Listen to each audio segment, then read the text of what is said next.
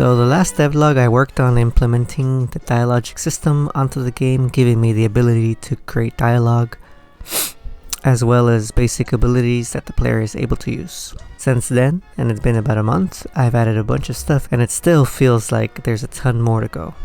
I do still want to go through the changes that have been done, otherwise I'll never talk about progress and then it'll feel like I'm not getting anything done. So here we go.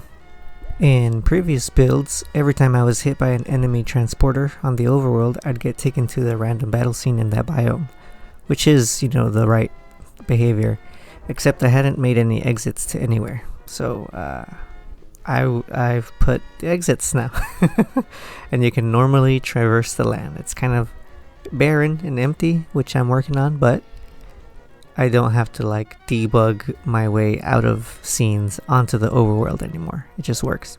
I have also sketched up some preliminary storyboards for the intro sequence, so when the player starts the game, it sets the premise for the game and it gets the mood as well, and the mood of it as well.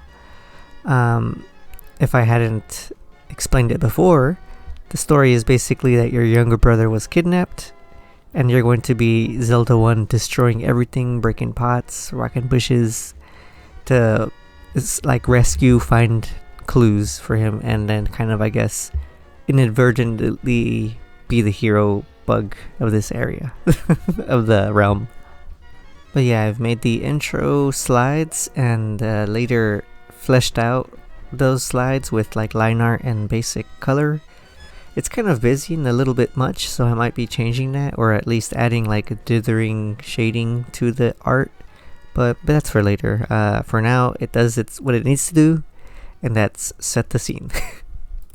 Alright, next up is the magic spells, because what adventure would be complete without some spell casting? And I've made a preliminary fire blast and ice blast, but because I'm trying to focus on making a solid demo first, only the spell that the player's going to be getting or learning it for the demo is the one that I'm trying to flesh out the most right now. Ugh, that was wordy. First I was thinking of something like a high double jump like in Zelda 2, but it was kind of annoying and cumbersome to enable the double jump spell, just the double jump. So to make it a little bit more fun, quote unquote, in my opinion, is to have the player spawn a jumpy thing like a mushroom that then launches them into the sky, so players can, I guess, try to sequence break or just maneuver the terrain better than a dinky little jump or a double jump. And since we're using magic spells now, I've also made a drop magic pot that players can grab if they need it, just like in Zelda 2, just to recharge the old magic. I'll probably be putting them in pots and other breakable props. So I've made a few NPC models, but it's just a lot of work to design, model, and animate a single character.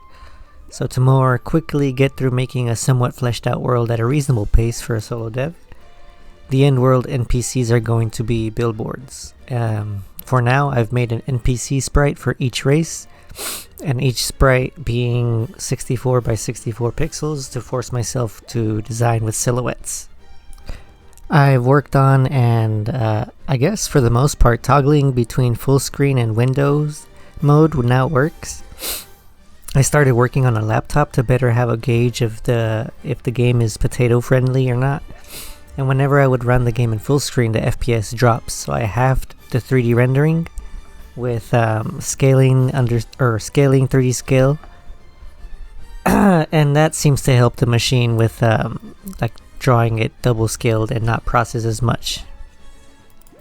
I've made a few basic enemies: a stationary worm enemy that attacks you if you get too close, one that shoots you, and the grub basic enemy that just moves in random directions is the best way I can describe it.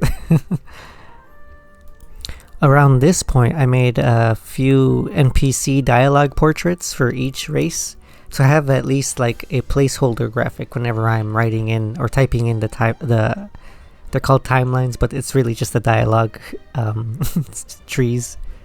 there are still a few more like unique NPC races like Grasshopper or I don't know, Anteater or whatever, but I'll just do those as I come across them instead of trying to preemptively make everything I need. I was tired of seeing the Kenny platforming character model. I wanted to keep the assets as minimal as I could, like without having to make as much as I needed, to kind of like not bloat the prototype and just get the basics done. But I just had to change it, so I got the little beetle boy in there, and that's what you're looking at right now.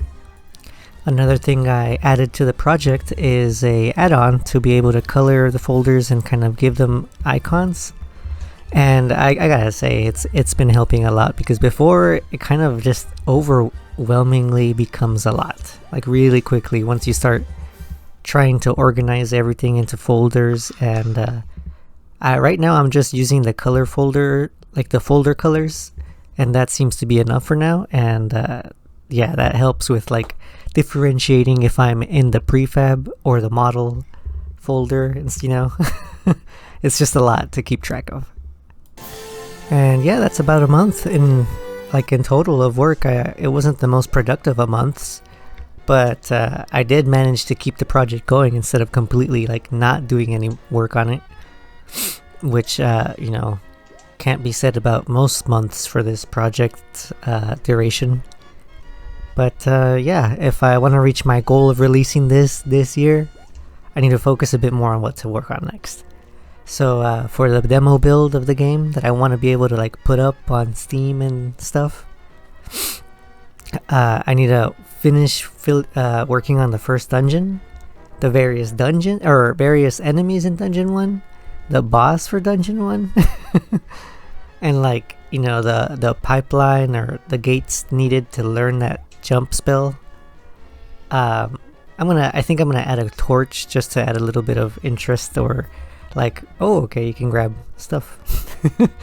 And then something to stop the player from going to the next village or dungeon once they you know, get to those points, so I can be like, oh, a demo. So yeah, that's what's next on the docket. I hope you enjoyed what is this, the 4th devlog of this project. I'm really trying to get this done. I might even like try to get like a Kickstarter going once I get like to the 5th devlog or something, you know, like demo presentable project. But we'll see. What am I missing? Yeah, if you liked it, give me a little subscribe, drop a comment of what you think about the project so far. Yeah, until next time.